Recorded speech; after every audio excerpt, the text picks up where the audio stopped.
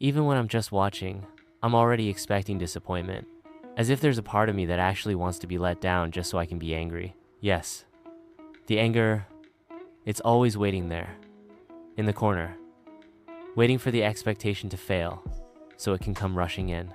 And then suddenly, I feel victorious, exalted even, as if the anger confirms that I exist. But what is it, really? It's not just anger. It's the survival of a broken part inside me that's longing for connection. And expectation? It tries to bridge that brokenness to something whole, but I project it outward. I enter into struggle, and that struggle gives birth to more struggles. Meanwhile, I avoid responsibility. I'm not really present in my role.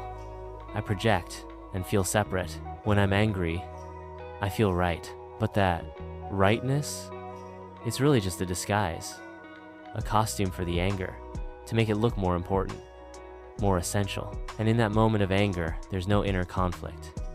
I've got my version of justice, my picture of how things were supposed to happen, but they didn't. So now I've got all the legitimacy I need to lash out, to destroy, to reclaim some tiny sliver of certainty that was slipping away between my fingers. Suddenly, I see it in so many corners of my life.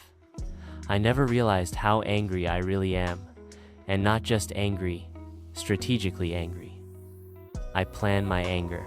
All the "they took from me, they hurt me" stories. The truth? I prepare them in advance.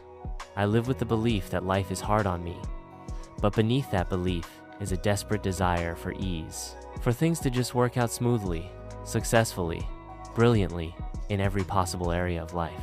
But now I see, that desire isn't so pure. It's a setup. It's the soil where future disappointment grows. It's a well-dressed form of struggle. Like my wish to be a good partner, it's not just a wish, it's a quiet accusation. You're actually a bad partner now, go ahead and get angry. And I do the same with my expectations of my partner. My hope to succeeding in studies, it locks me into the fear of failure. And when it happens, there's that anger, ready and waiting. Same thing with my desire for things to go smoothly. And worst of all, avoiding the tasks that feel too hard. It's not laziness, it's a way of guarding my right to be angry, a way of holding on to the tiny scraps of certainty I can still claim. Because anger, even when it destroys, gives me a sense of control. And this dream of an easy life? It's not a dream of ease. It's a dream of anger, disappointment, and endless inner battles. A life that's anything but easy. But then, something shifts. When I allow myself to be present and observe, and look at the difficulty without panic, without denial, I begin to understand. The complexity I'm seeing isn't a threat, it's potential. Endless possibilities to add, endless ways to give, endless paths to connect to something deeper. And suddenly the fear, the struggle, they turn into something else. They become joy.